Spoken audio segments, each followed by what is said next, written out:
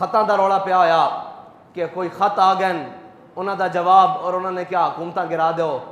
तो खतां दा जवाब कौम नूं दिखा दिखा के मजलूम बनने का मतलब नहीं होंदा। जदों काफिर ते दुश्मन खत लिखन ना तो फिर उन्हां खतां दा जवाब इस तरह होंदा जिस तरह हज़रत यूसुफ बिन ताशफीन ने दिता सी। उन्हां खतां नूं दिखा के हमदर्दी नहीं समेटी जाती।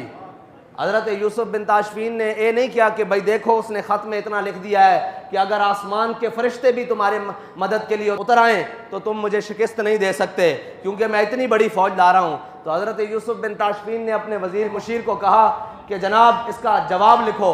तो उस मुशीर ने बहुत लंबे चौड़े सफ़ों पर जवाब लिखा और लाकर पेश किया कि हम ऐसे ज़र्रा लेस होकर आ रहे हैं, हम ज़र्रे पहन के आ रहे हैं, हम फ़ौजें लेकर आए हैं। तो हज़रत यूसुफ बिन ताशफीन ने जब ख़त पर नज़र मारी तो आपने कहा यार दुश्मनों को ऐसे नहीं जवाब दिया जाता, वो ख़त लाओ जो उसने लिखा है। जब वो ख़त आपके सामने लाया गया ना तो आपने उसकी पुष्ट के ऊपर लिख दिया कि मैं जल्द आ रहा हूँ। तो बात यह है कि जब दुश्मनों से बात की जाए तो इस तरह की जाती है, वो ख़त दिखाकर हमदर्दियाँ नहीं समेटी जाती। कोई थे जो कतरी ख़त के ऊपर रुके रहे और आज अमरीकी ख़त आ गया।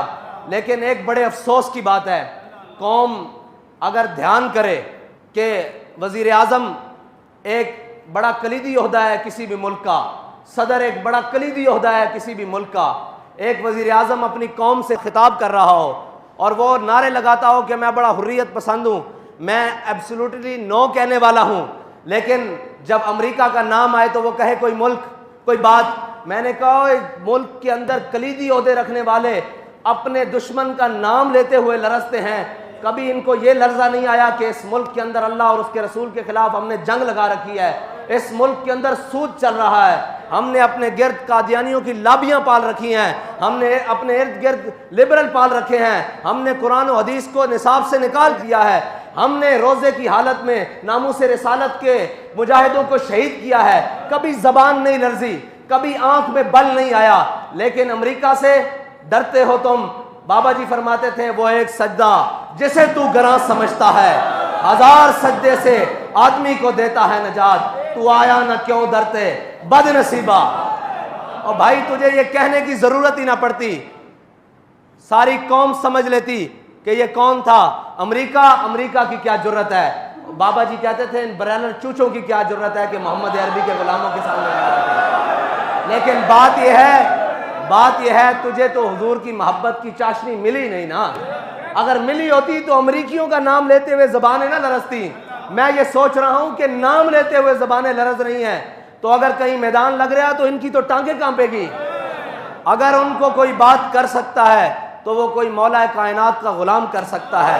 तो जब दुश्मन आए ऐसे चौड़ा होकर, तो आपने फरमाया अनल्लज़ी सम्मतनी उम्मी हैदरा, फरमाया मेरी माँ ने भी मेरा नाम हैदर रखा, झाड़ियां दा शेर। हुण तू अगर नामूसे रिसालत दे मुजाहिदां दे उत्ते गोलियां ना चलाइयां होंदियां और तू वो वक्त ना गवाया होंदा जिहड़ा रब ने तेनू बड़ा बेहतरीन वक्त दिता सी, और यही गल्लां उस वक्त खड़े होके कर दित्तियां होंदियां कि ओए असी सारा कुछ बर्दाश्त कर लवांगे, असी अमरीका ते फ्रांस नू भी देख लवांगे, लेकिन अपने हबीब दी इज्जत ते सौदा नहीं कर सकते। ते अज ये लंबियां तकरीरां ते रो के दिखाण दी कौम नू जरूरत ना पैंदी। कौम तेरे पीछे, लोग कहते हैं जी आप इसके साथ चलें। मैंने कहा साथ चलना पीछे की बात है। अगर ये नामूसे रिसालत के ऊपर खड़ा हो जाता, हम इसकी जूतियां अपनी पगड़ी में बांधने के लिए तैयार थे।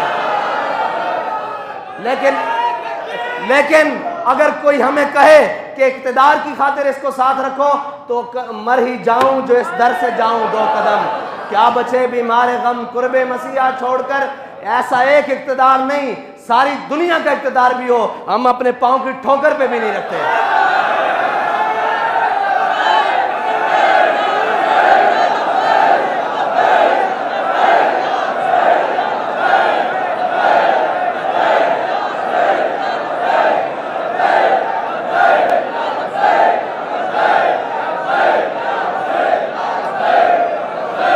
लब्बैक लब्बैक।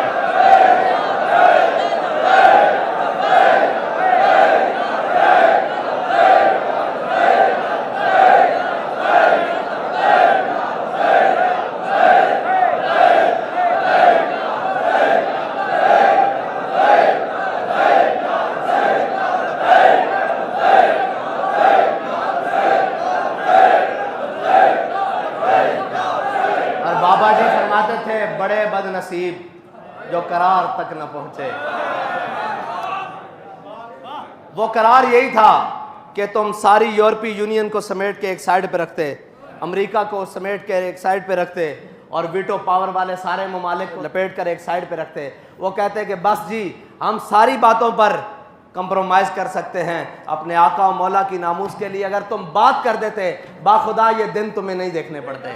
लेकिन अभी तुमने देखने हैं, अभी तो दुनिया में देखे हैं, अभी तो आगाज़ है, अभी तो अंजाम उस हशर के दिन तक बाकी है जब हुजूर के सामने पेश होना है और उस किसी नुक्कर में अमीरुल मुजाहिदीन भी खड़े होंगे और वो ये नहीं तुम कह सकोगे कि हमें बताया किसी ने नहीं। भाई तुम्हें रोडों पर रोजे की हालत में खून में नहा कर भी बताया कि बाज आ जाओ हुजूर की नामूस पर पैरा दे लो। तुम्हें हथकड़ियां पहन कर भी बताया, तुम्हें तख्तादार वाली कोठरियों में जाकर भी बताया क्यों आ जाओ वापस, हमारा तुमसे कोई जाती झगड़ा था, हमने तुमसे कोई चीज मांग ली थी, तुम तो बैग और गाड़ियां भर कर लाए थे, हमने सारी लुटा दी थी कि भाई हमारा सौदा बाजार मुस्तफ़ा में हो चुका है। ये हमने तारीख जो है ना ये सौदागरों के लिए नहीं बनाई, ना बाबा जी ने इसके अंदर मेहनतें सौदागरों के लिए की हैं। ये तारीख का मकसद सिर्फ एक था कि वरफ़ाना लका ज़िक्र का चर्चा